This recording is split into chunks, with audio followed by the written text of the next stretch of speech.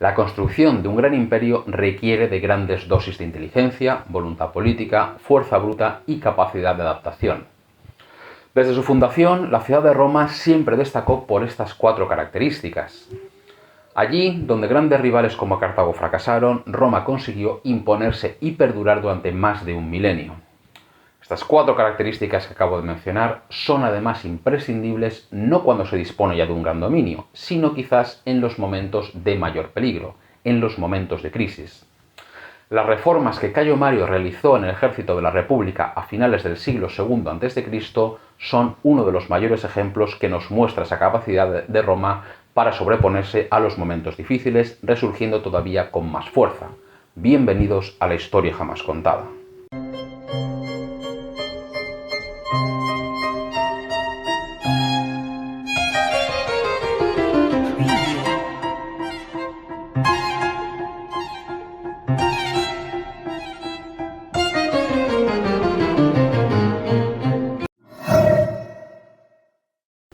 Cuando pensamos en legiones romanas, casi siempre pensamos en esto o incluso en esto. Las legiones imperiales son desde luego las mejor conocidas por el gran público. Sin embargo, el ejército de Roma no fue así la mayor parte de su historia, y el punto de inflexión lo dio Cayo Mario a finales del siglo II. En este momento, la República Romana se enfrenta a enemigos en diferentes frentes. En el norte de África, el rey Yugurta de Numidia se había rebelado contra Roma. Después de haber enviado varios ejércitos a combatir esta amenaza, la mezcla de incompetencia y corrupción de los generales allí destacados no había conseguido nada más que derrotas y grandes humillaciones. También en esos años varias tribus germánicas acechaban el norte de los Alpes. Los cimbrios, teutones y ambrones habían aparecido por la Galia con la intención de buscar tierras donde asentarse, pero una negligente actuación romana en sus primeros contactos con ellos les llevaron a comenzar a saquear las tierras por donde pasaban, infligiendo varias grandes derrotas especialmente duras a diferentes ejércitos romanos. Para este momento de la historia, las legiones romanas se reclutaban entre los campesinos terratenientes.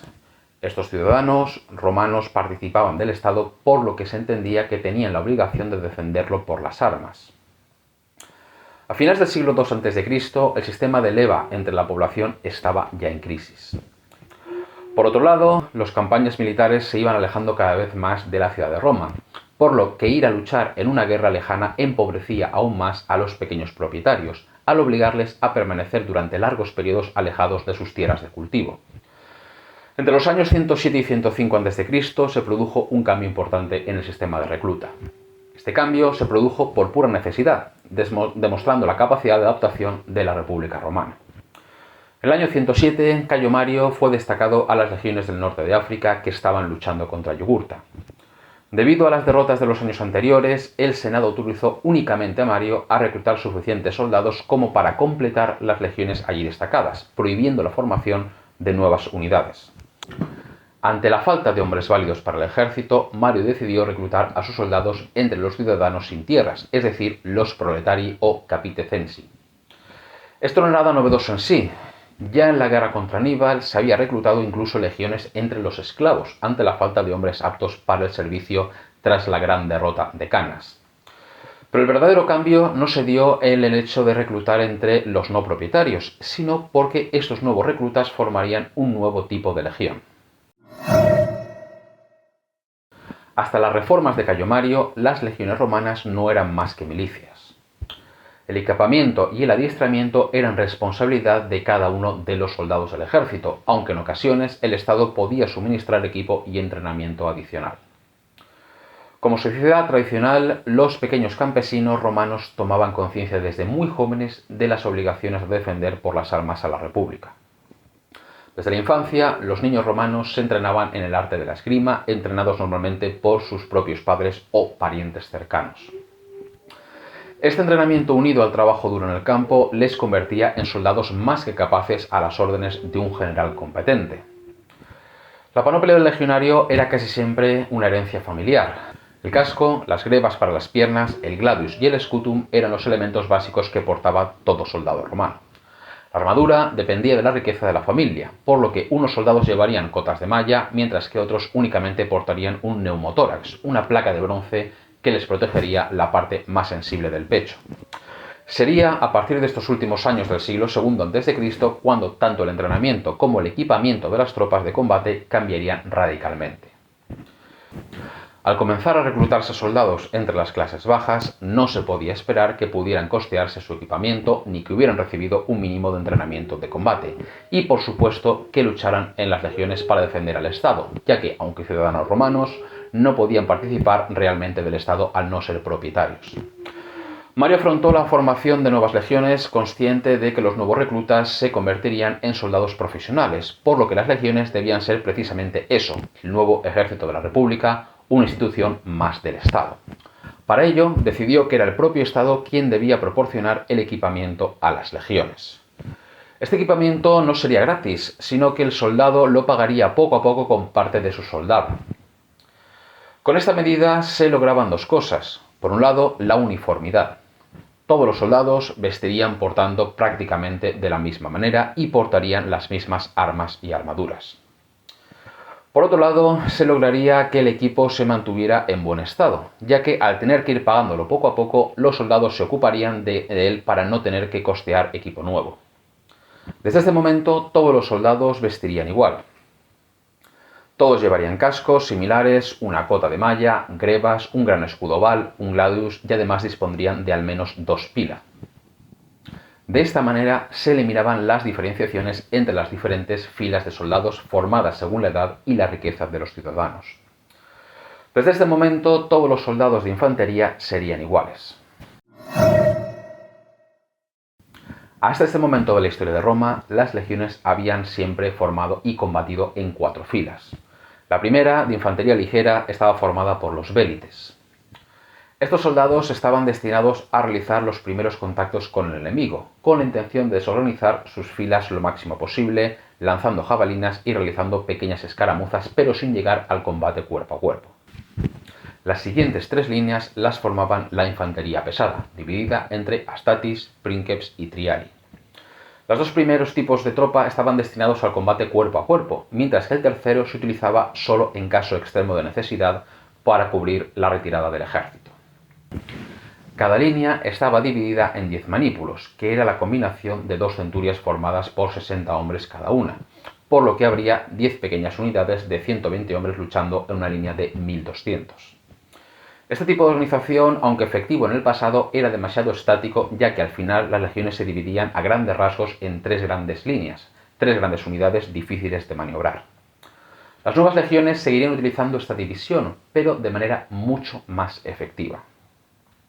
Para empezar, desapareció la infantería ligera dentro de la unidad. A partir de este momento, este papel lo realizarían tropas auxiliares, no soldados de la propia legión.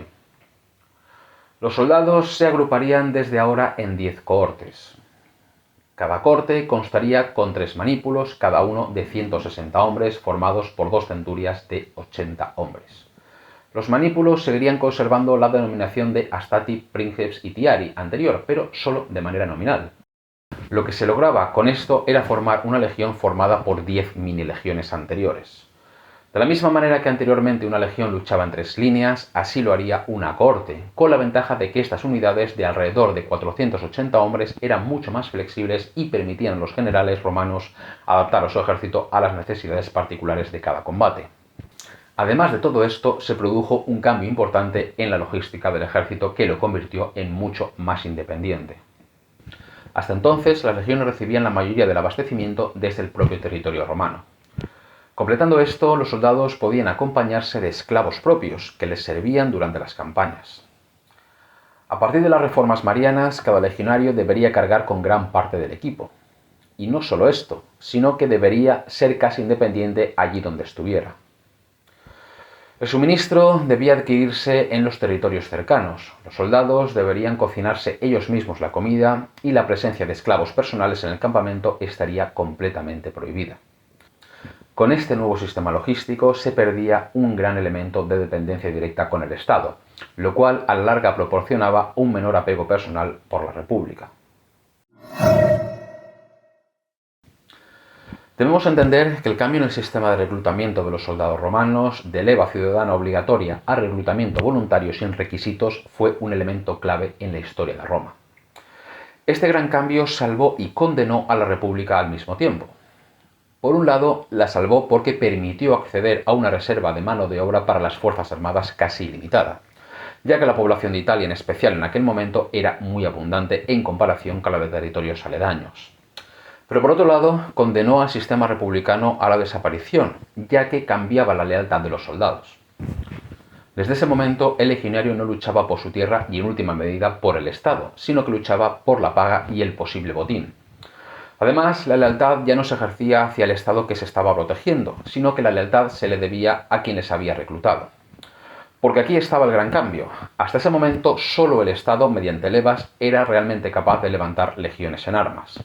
Sin embargo, ahora cualquier hombre lo suficientemente rico y ambicioso podía reclutar y dirigir sus propias legiones, como bien harían personajes como Mario, Sila, Quina, Catilina, Pompeyo, Julio César, Marco Antonio y César Augusto.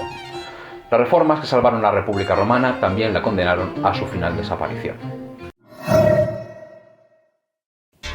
Si te ha gustado el vídeo, dale a me gusta, suscríbete al canal y dale a la campanita para que te lleguen las notificaciones de las novedades. Y si además quieres que te cuente la historia en los lugares donde tuvieron lugar, puedes participar en mis visitas guiadas. Te dejo un link en la descripción con más información al respecto. Hasta la próxima.